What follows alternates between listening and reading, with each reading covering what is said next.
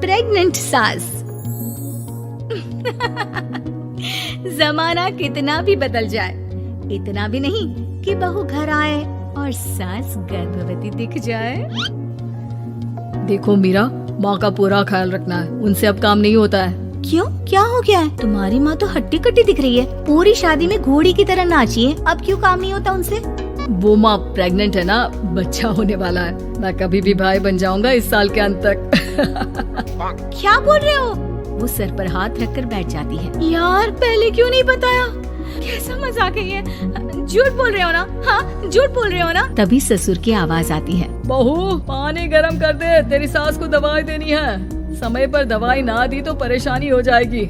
और हाँ, जरा काजू पीस कर दूध में मिलाकर ले आना। तेरी सास खुद से तो अपनी संभाल करेगी नहीं। हे भगवान, ये मैं क्या सुन रही हूँ? ये ससुर जी को क्या हो गया है? मैं क्या सोच कर आई थी? हाय रे, मैं तो किसी को मुंह भी नहीं दिखा पाऊंगी। अब ये रोना धोना बाद में करना, पहले गर्म पानी कर दो। माँ को दवाई देनी होगी। और हाँ, रात को माँ के पैरों में तेल लगा देना। बहू को गुस्सा आ जाता है। वो बड़बड़ करती किचन में जाती है जहाँ उसका ससुर खड़ा होता है। एक बड़ी जिम्मेदारी है हम सबके सर ऊपर। इस उम्र में माँ बनना खतरे से खाली नहीं होता। हाँ हाँ पता है, तो क्यों बन गई माँ? अरे खतरे से कम नहीं है तो क्या जरूरत थी लल्ला पैदा करने की? कैसी बात कर रही हो बहू? क्या तुम खुश नहीं कि घर में एक नया मेहमान आएगा, छोटे छोटे पैरों से पूरे घर में घूमेगा? पिताजी, ये हाथ जोड़े आपके, आप यहाँ से जाओ। ये शायरी बाद में बताना, अभी मैं पानी गरम करके थर्मस में दे देती हूँ। सारा दिन पिलाते रहो गरम पानी। और हाँ, ये बच्चे की बात बार बार मुझसे कोई नहीं करेगा।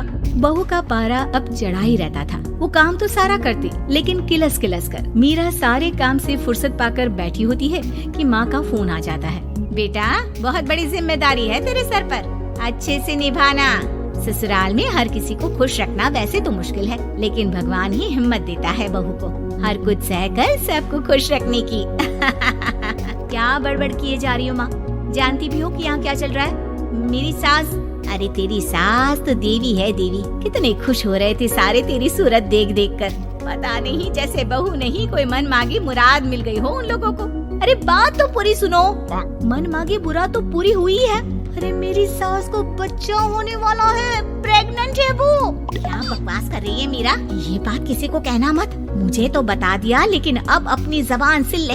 कहाँ है तेरी सास? बात तो करा मेरी। पूछू जरा, पोता पोती खिलाने की उम्र में खुद का बच्चा खिलाने का शौक कहाँ से आ गया? और आया भी तो बताना तो चाहिए था। अब क्या नाक कटाने के लिए हम लोगों से रिश्ता जोड़ा है? रुक, तेरे पापा से बात करती हूँ। मीरा फोन रखकर लेट जाती है। वो एक सपना देखती है कि उसकी गोद में एक बच्चा खेल रहा है। भाभी की गोद में कितना खुश दिख रहा है ना? लग ही नहीं रहा कि भाभी है। मैं तेरे लिए क्या लाया हूँ, सोने की बालियाँ। तेरी शादी में तो मैं बुढ़ा हो जाऊंगा ना। अरे कैसी बात कर रहा है बेटा, इसकी जिम्मेदारी तो तू ही लेगा। हम लोगों का तो कोई भरोसा नहीं, कब ऊपर वाला उठा ले। बहू को सास को देख देख कर गुस्सा आ रहा था। तभी वहाँ पड़ोसन आ जाती है। अरे बहू, तुझसे तो पूछने से भी डर लगता है कि कब खुशखबरी सुना रही है। अब तो अपनी 1 महीने की ननद की ही जिम्मेदारी संभाल ले, बहुत है। अपने जेवर भी रख देना और पैसे भी जमा करना शुरू कर दे। वो बात आगे बढ़ाती उससे पहले ही बहू जोर से चिल्लाकर उठ जाती है। नहीं नहीं नहीं नहीं, मैं अपने जेवर किसी को नहीं दूंगी। अरे कौन ले रहा है तुम्हारे जेवर? तुम औरतें भी ना सपने में भी जेवर ही संभालती रहती हो। मैंने जो सपना देखा है ना, सुनोगे तो होश उड़ जाएंगे। अच्छा, तुम अपना सपना बाद में बताना, पहले मेरा सुनो। कल मैंने इतना अच्छा सपना देखा, इतना अच्छा सपना देखा कि अगर वो पूरा हो जाता है ना तो मैं तुम्हारे लिए रानी हार बनवा दूंगा। बहू अब सारे गम भूलकर पति का सपना सुनने में लग जाती है। अरे क्या सपना था बताइए ना, बोलिए भी तो, क्या सपना है? मैं पूरा कर दूंगी अगर बात रानी हार की है तो। बोलिए बोलिए। मैंने रात को सपना देखा कि माँ को बेटी हुई है और मुझे बहन। सच्ची, इस घर में बेटी हो जाए तो मैं तो झूम ही उठूं। मीरा का मुंह बन जाता है। वो चुप हो जाती है और सपने की बात याद करती है कि बेटी हुई तो उसे ही अपने गहने उसे देने होंगे। फिर तो रानी हार की जरूरत पड़ेगी ही। भाई लड़की बड़ी होगी, उसकी शादी होगी तो जेवर तो चढ़ाने ही होंगे ना, कहाँ से आएंगे वो? कितने समझदार हो तुम मीरा। मैंने भी यही सोचकर तुम्हारे लिए रानी हार लेने का सोचा था। अरे फूटी किस्मत मेरी जो ऐसा परिवार मिला। मेरे पापा की तो मैं अभी क्लास लगाती हूँ, जो सब जानते हुए भी ऐसे परिवार में मेरी शादी कर दी। बहू पिता को फोन लगाने ही वाली होती है कि ससुर की फिर से आवाज आती है। बहू गरम पानी ले आ जल्दी, थर्मस में खत्म हो गया है। बाद में खबर लेती हूँ मैं पापा की, पहले सास को गर्म पानी दिया हूँ। बहू अभी किचन में काम कर ही रही थी कि मीरा के मम्मी पापा आ जाते हैं। वो हाथ में ढेर सारे फल लेकर आते हैं। मीरा के पिता मीरा के ससुर से कहते हैं, लीजिए भाई साहब, ये फल रखिए, बहन जी को खिला दीजिएगा। वैसे कैसी है उनकी तबीयत? बस पता तो है आपको, ऐसे वक्त में जो होता है बस वही सब। मुझे तो सुनकर बहुत गुस्सा आया था, लेकिन चलिए, भाग्य में जो है लिखा उसे कौन टाल सकता है। डॉक्टर को दिखाए? हाँ, बस डॉक्टर आने ही वाला है। अच्छा हुआ आप लोग भी आ गए। उतने में एक सुंदर सी लेडी डॉक्टर आती है। पेशेंट कौन है आप? अरे नहीं जी, मैं तो बहू हूँ इस घर की। मैं तो अभी सोच भी नहीं सकती पोता या पोती के बारे में।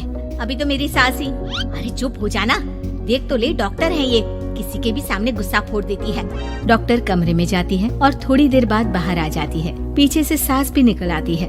हे भगवान, इतना दुख तो किसी को भी ना दे जितना मुझे दिया है। देखिए बहन जी, आप लोगों को तो ये सोचना भी नहीं चाहिए था।